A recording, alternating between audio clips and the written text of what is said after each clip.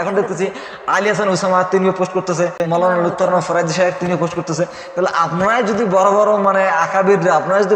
আসসালামু আলাইকুম ওয়া রাহমাতুল্লাহি ওয়া বারাকাতুহু। সম্মানিত দর্শক, আজকে যে বিষয় নিয়ে আলোচনা করব সেটা হচ্ছে ইস্যু। আমাদের বাংলাদেশে আর কিছু থাক আর না থাক, আমাদের বাংলাদেশে একটা জিনিস রয়েছে, সেটা হচ্ছে ইস্যু।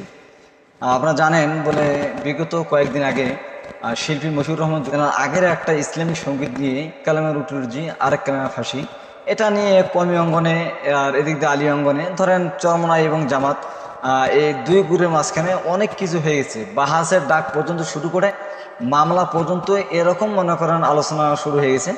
সুতরাং এই গজলকে কেন্দ্র করে শুরু হয়েছিল ইস্যুটা। আবার ওই রকমই আগের মতোই একটা সঙ্গীত নিয়ে আবার বাংলাদেশে আবার ইস্যু শুরু হয়ে গেছে। কেমন ইস্যু? শিল্পী মোহাম্মদ মশিউর রহমান তিনি কয়েকদিন আগে একটা সঙ্গীত গেয়েছিলেন, বলে কি বলেছেন তোমার পীর, কি বলেছেন আকাবির, কি বলেছে তোমার বাপদাদারা, এসব কিছু ছাড়ো, কোনো হাদিস ধরো। তিনি এরকম করে একটা সঙ্গীত গিয়েছিলেন।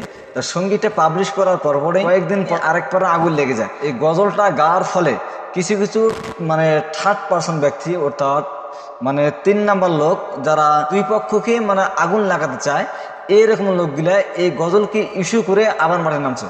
সমাজ দর্শক, আমি বলতে চাচ্ছি এই গজলকে কেন্দ্র করে থার্ড পার্টি থার্ড পার্সন ব্যক্তি দুই পক্ষকে আগুন লাগানোর জন্য আবার তারা মাঠে নামছে। কেমন মাঠে নামছে? যেমন মনে করেন তিনি গজলটা গাওয়ার পরপরেই কওমি অঙ্গনের কিছু কিছু বড় বড় আলেম গজলটার বিপক্ষে তাদের গায়ে লেগে গেছেন। তেমনি আমাদের কওমি অঙ্গনের মাওলানা লুৎফর রহমান ফরাজি, তিনি একজন আলেম, বিজ্ঞ আলেমে দিন, যেনারা কওমি অঙ্গনের অসংখ্য আলেমে দিন তাকে মাতার তাজ মনে করেন। তিনি মাওলানা লুৎফর রহমান ফরাজি, তিনি এই গজলের বিপক্ষে এমন খেপছেন, খেপার পরে তেনার আপন যিনি ভাগ্নে তেনাকে দিয়ে ওই বলে, মাওলানা সাহেব, শিল্পী মশিউর রহমান তিনি তো আপনার মতো আলেম না, তিনি তো আপনার মতো আলেম নয়, তিনি সাধারণ শিল্পী মানুষ, সাধারণ মানুষ। আপনার মতো আলেম একটা শিল্পীর কোথায় হজম হচ্ছে না, আপনি কোথাকে হজম করতে না পারে এই গানের প্রেক্ষিতে আপনি আরেকটা গান বানাইলেন একটা দলকে কেন্দ্র করে। আপনি একটা ডাইরেক্ট একটা দলকে কেন্দ্র করে বানালেন। শিল্পী মশিউর রহমান আপনাদেরকে কোটাকুকর নাই, আপনার দলের নাম তো বলা নাই, আপনাদের চোখ নাই বা আপনার কমির এরকম কোনো ইঙ্গিত দেয় নেই। তিনি বলেছেন কি বলেছে তোমার পীর, কি বলেছে আকাবির। তিনি এটাই বুঝাচ্ছেন ইসলাম কোনো পীরের কোথায় চলে না, ইসলাম কোনো যুক্তি দিয়ে চলে না, ইসলাম কোনো আকাবির দিয়ে চলে না, ইসলাম কোনো ব্যক্তিত্ব দিয়ে চলে না, মাত্র চলে কোরআন এবং সহিহ হাদিস দ্বারা, সুন্নাহ দ্বারা। তিনি তো ওদেরকে উল্লেখ করেন। আর এখন আপনারা ফেসবুকে পোস্ট করতেছেন, এখন আপনারা ভিডিও বানাচ্ছেন, এখন আপনারা লেখালেখি করতেছেন, সব কিছুই একটা দলকে কেন্দ্র করে। এখন দেখেন শিল্পী মশিউর রহমানের দলের কোনো আলেম কিন্তু এটা এখন পর্যন্ত মুখ খুলে নেই। তাহলে আপনারা কেন এইভাবে আগাচ্ছেন? আপনারা কেন আগাচ্ছেন? কিসের কারণে আগাচ্ছেন?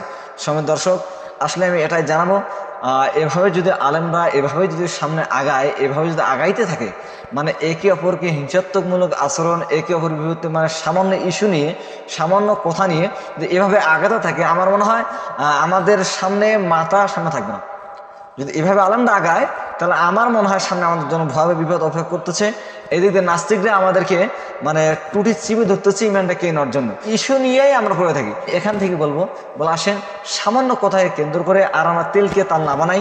এখন দেখেন আবুল কালাম আজাদ বলেন, মাওলানা আবির হামজা সাহেব বলেন, আলী অঙ্গনের কোনো আলেম কিন্তু এটা মুখ খুলে নেই। এখন দেখতেছি আলী হাসান ওসামা তিনিও পোস্ট করতেছে, রেজাল আবরার তিনিও পোস্ট করতেছে, মাওলানা লুৎফর রহমান ফরাজি সাহেব তিনিও পোস্ট করতেছে। তাহলে আপনারাই যদি বড় বড় আকাবিররা, আপনারা যদি বড় আলেমরা আপনারা যদি এরকম করেন, তাহলে সাধারণ পাবলিক কি করবে? আল্লাহ রাব্বুল আলামিন সবাইকে বুঝার জন্য তৌফিক দান করুক, এক হওয়ার জন্য, ঐক্য হওয়ার জন্য তৌফিক দান করুক। আল্লাহুম্মা আমিন।